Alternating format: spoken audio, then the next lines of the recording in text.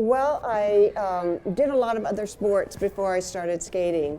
I did baseball was my favorite game, and skating up and down the sidewalk, roller skating, and I played violin for a little while, and then my dad took all of my sisters and I to a skating rink, and it was just easy to me, and my sisters were struggling a little bit, but I roller skated up and down the sidewalk, so skating was just the next step. So I had fun, and one thing led to the other. And you were only 9 years old when you first got on ice skates. Right. Which is just amazing to think of how far you went after a 9-year-old starting on skates. Yeah. So you really only trained 10 years before you became an Olympian. Right, 10, 11, right. 12. Right. So it went very fast for me. My first competition, I was 9 years old, and it was at Sutro's Baths in San Francisco. And I won. I went, this is easy. and then I went down to the Pacific Coast competition where lots of other regions come, and I came in dead last. So I had the thrill of victory and the agony of defeat right in the very beginning. But don't you think you needed to feel that? I think so. Yeah. To be able to handle all of it. Yeah. So you get all the way to the Olympics, you qualify, you're there, you're in your chartreuse. We all know it. It's here in the museum, which is so special. I just asked you a few moments ago, why don't you still keep it? But you had it in your winery for a little while, and your mom made this for you. Exactly. She made most of my skating dresses because we really couldn't afford it. My dad was a newspaper pressman, and we didn't make very much money, and had 4 girls to raise, and my expensive sport.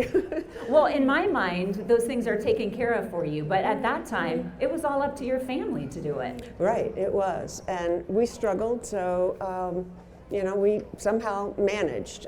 My father died in 1966, just 3 weeks after I won my first world championship. He died of a heart attack, and it was such a shock, and that took the wind out of me for a while. But I got it back, and he is the inspiration, and my mom and my sisters were inspiration to me to do my best. Some of the people here might not know that wasn't the only tragedy you faced right before the Olympics. No, that was about it. I think. No, I think everything was going really well for me. I kept winning the championships, the nationals, and the world. So going into Grenoble, I was the favorite to win, sort of like Nathan Chin. And without all the media coverage. Back then we didn't have, all the media that we have today, so that adds to the pressure. But my mother sort of protected me. She said, I don't want you looking at any of the newspapers. I don't want you to look at any of the magazines, and because that'll make you nervous. And she was right. So I just had to go in there and just show off a little bit, I guess. But I wanted to do my best, and I think one thing when you're a competitor like that under the pressure, you have to shut everything out and bring yourself back to, for me, Colorado Springs and all the practices that I did, and just think it's just another practice performance, and you do it for yourself. Do you remember every moment of the routine still? Oh yeah. You could do it now. We got a skating rink out there. I'm ready to join you. I don't remember every step, but I need music. The music was really important to me because that told me what to do, and really gave me the guidance and the emotion to do the performance that I did. We've all seen the performance when you have that final moment and you're spinning and you finish. Did you know at that moment you were good, that you had won? Well, yeah, I was. We had school figures back then, and I was, 89 points ahead of the second girl. Yeah. So really, all I had to do was just skate. So the pressure was sort of off, but you want to do your best. I always want to do my best, and it ended up being good enough. So I was thrilled. I mean, it's quite an experience being the champion.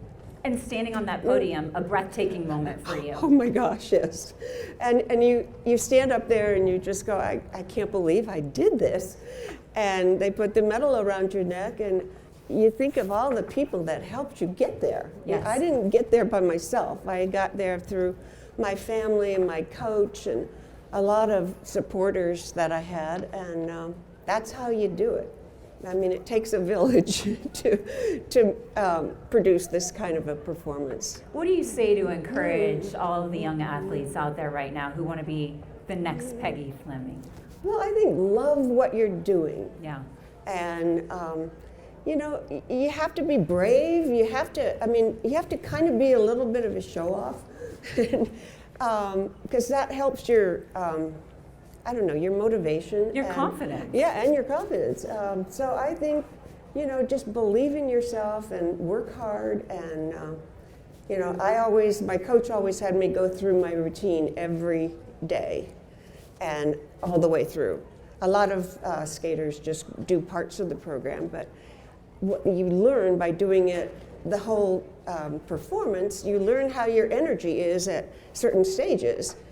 If you do it in parts, I mean, you're fresh. So it's good to learn how you feel at the end of the program and pace yourself. So. Well, it obviously worked. We have a gold medalist standing here right in front of us today. Peggy, it is an honor to meet you. We love hearing part of your story, and it's so fun to have you back here where you trained. I know, it's perfect. Like a hometown for you, right? And this is where my dress should be, is where my mother made it, and it's here at the Olympic Museum. Well, so it came home. And when you see it, it's so teensy. Have you guys seen it up there? The chartreuse dress with all of the gorgeous Well, it's what skaters wear. It is what they wear, and it's so elegant and so classy, and it's special to have your memorabilia on here for everyone to see who visits our city and for all of us who live here. So Peggy Fleming, a round of applause for her, everybody. Thank you. Peggy, thank you. Nice to meet you.